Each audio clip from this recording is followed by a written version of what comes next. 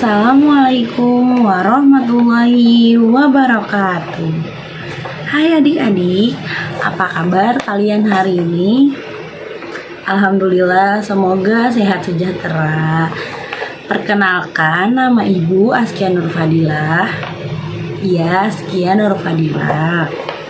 Nah, adik-adik semua, alangkah baiknya sebelum mulai pembelajaran kita membaca doa terlebih dahulu. Berdoa dimulai. Selesai. Nah, dalam pertemuan kali ini kita akan mempelajari persatuan di Indonesia. Sebelum kita mulai ke pembahasan, di sini apakah ada yang tahu apa itu persatuan? Nggak ada yang tahu. Nih, nah adik-adik, jadi di sini Ibu akan menjelaskan sedikit dari apa itu persatuan. Jadi persatuan itu adalah bermacam-macam corak yang beraneka ragam dan menjadi satu kebulatan yang utuh. Nah, adik-adik, sebelum kita lanjut lagi, di sini apakah adik-adik yang bisa memberikan contoh dari persatuan? Masih belum ada yang tahu.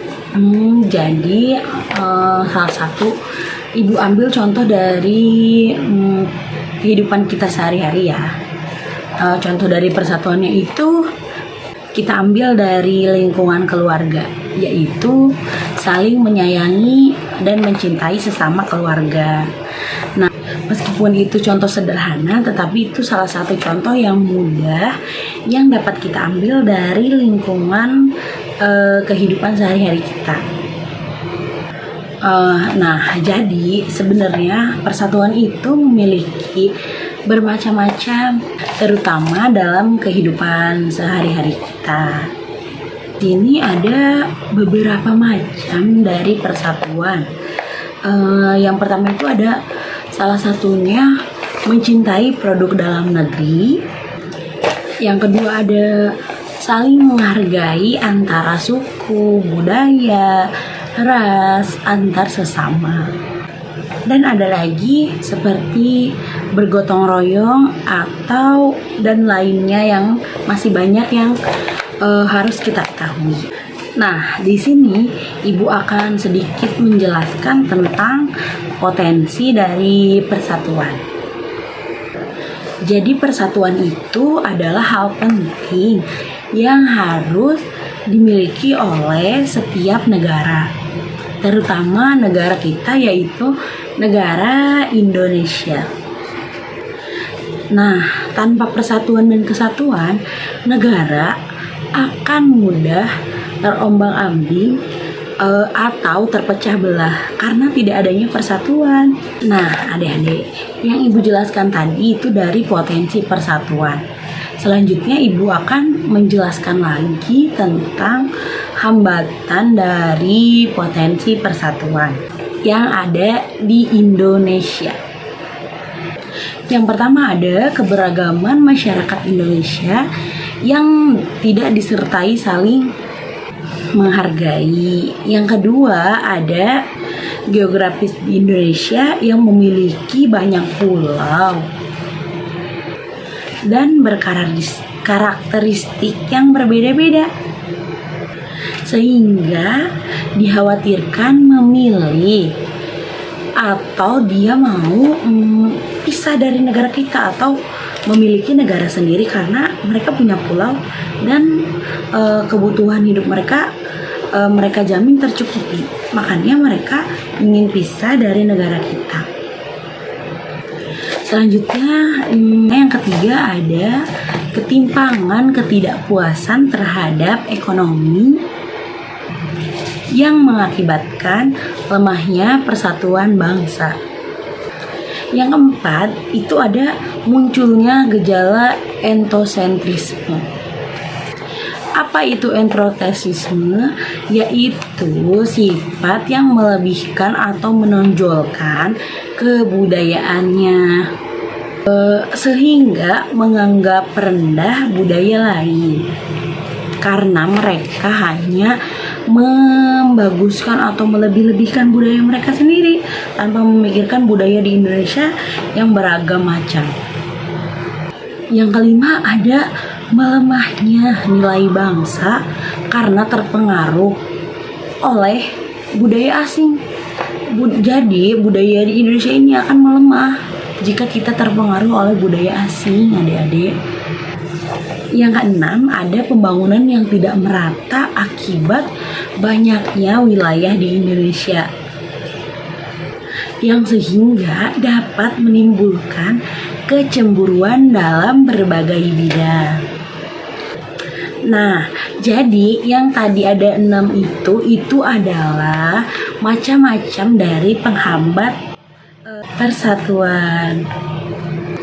Ayo, di sini apakah masih ada yang suka membanding-bandingkan antara budayanya masing-masing? Atau masih ada yang suka melebih-lebihkan kebudayaannya? Jangan sampai ya hal seperti itu terjadi di lingkungan kita.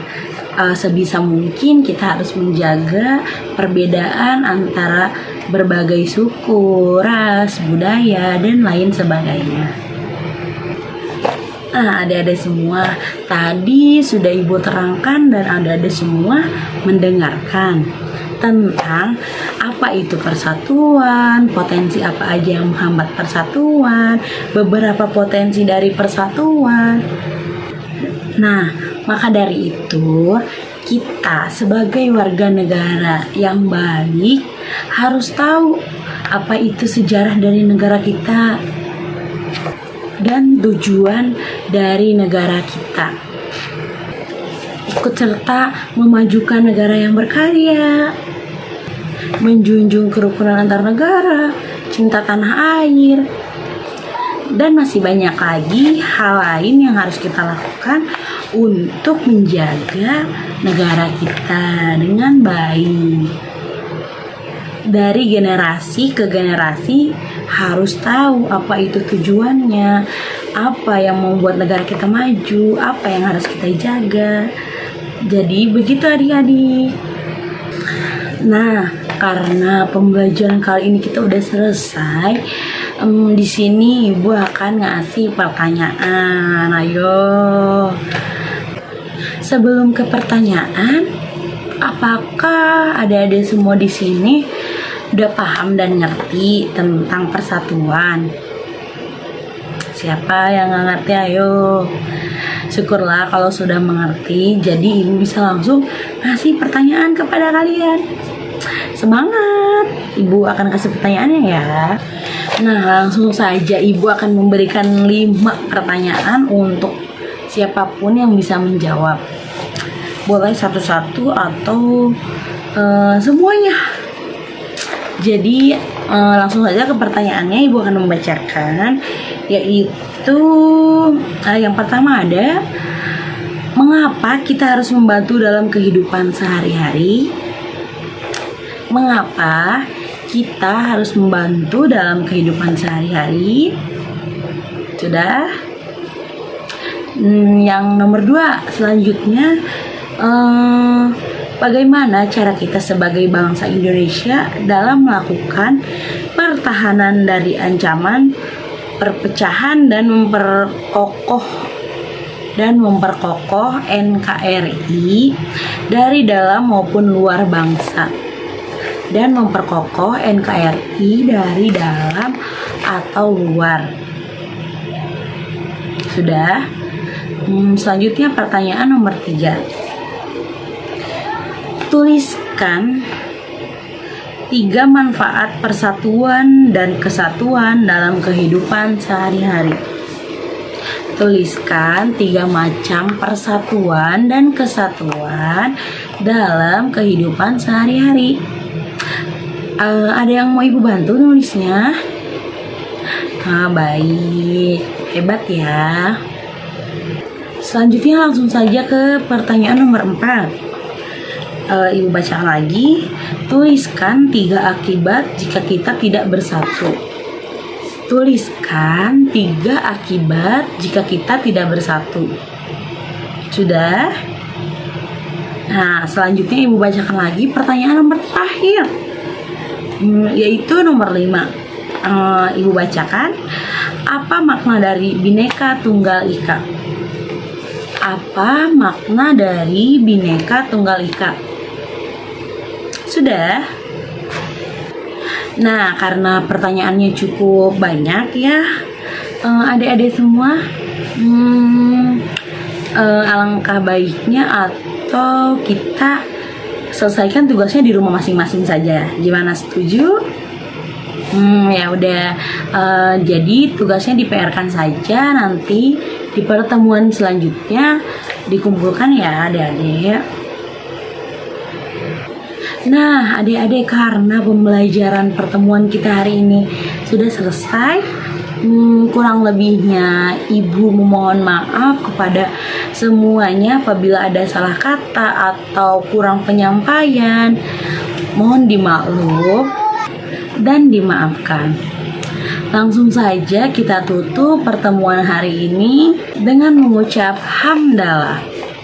Alhamdulillahirrabbilalamin. Kurang lebihnya Ibu mohon maaf lagi. Wassalamualaikum warahmatullahi wabarakatuh. Dadah adik-adik, sampai jumpa.